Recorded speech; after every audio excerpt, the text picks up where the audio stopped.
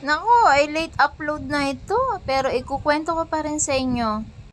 Dahil nga mahaba-haba ang long weekend, kaya nga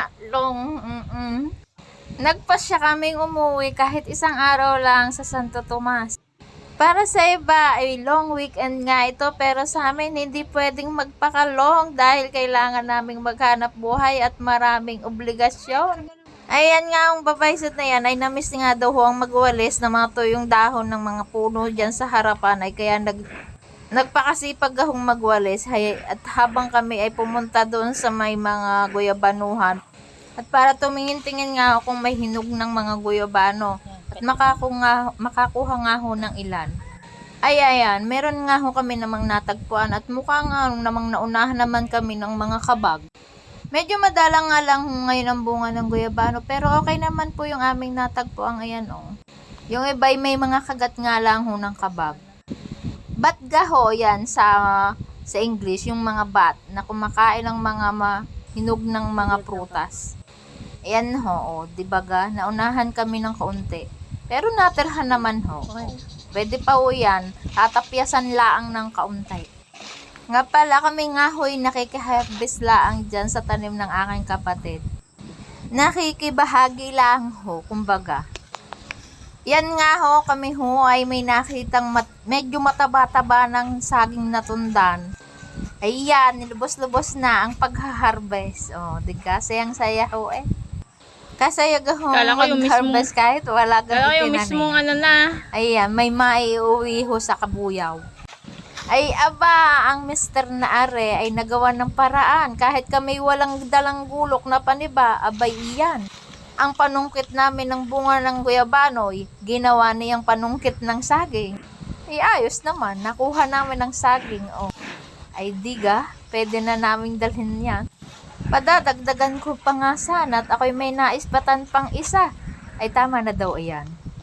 Flex ko na rin itong bulaklak ng damo, abay ako'y nagandahan. Oh, ay ano? Akala ko gay tama na ang ating na-harvest. Ay tama na yan at yan ang may bubot pa. Kako sa kanya. Abay iyan, pinili. Pwede na raw yan.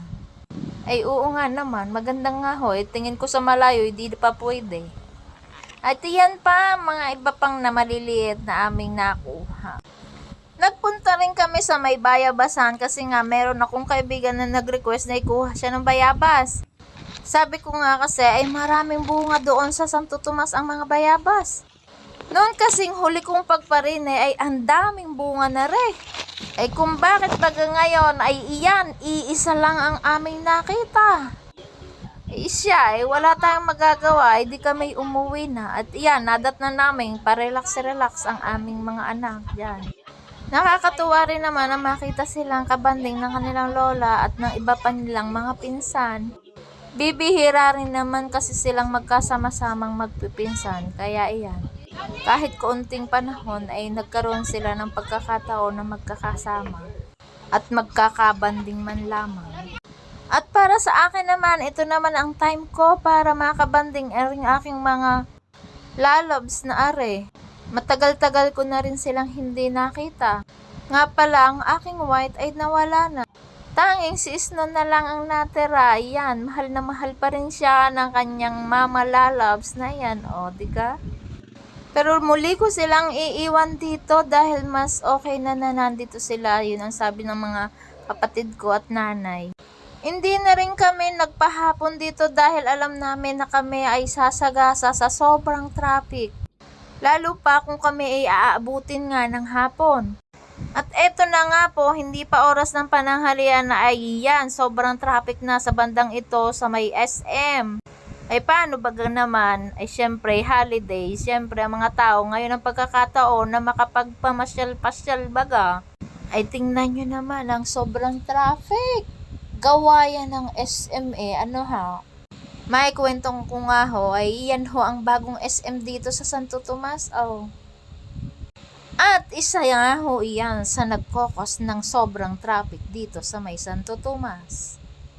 Diga ha?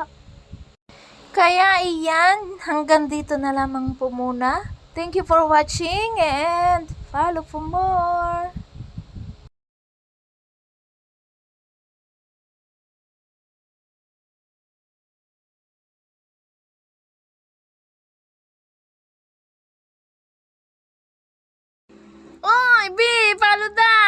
Talo na yan!